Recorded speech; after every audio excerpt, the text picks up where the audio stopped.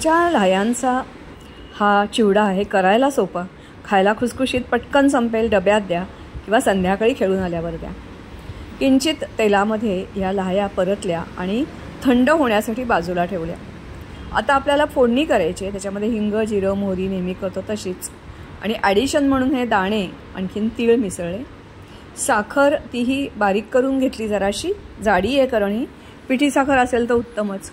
मग फोडणी केली आणि फोडणीमध्ये हे शेंगदाणे प्रथम टाकले।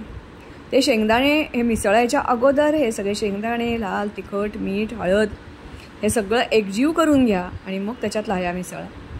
लाह्या मिसळल्यावर हे एक पहा की हे जे सगळं तेल आहे हे त्याला चोळलं गेलं पाहिजे, तरच ही जी हळद किंवा लाल तिखट टाकलं आहे प्रत्येक लाहीला लागेल आणि चविष्ट अशा प्रकारचा चिवडा तयार होईल।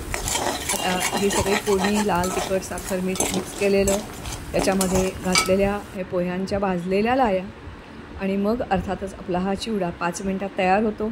घट्ट झाकणाच्या डब्यात भरून ठेवून द्या, 8-10 दिवस छान टिकतो। मुलांना खायला घाला आणि तुम्हीही खा, मस्त रहा।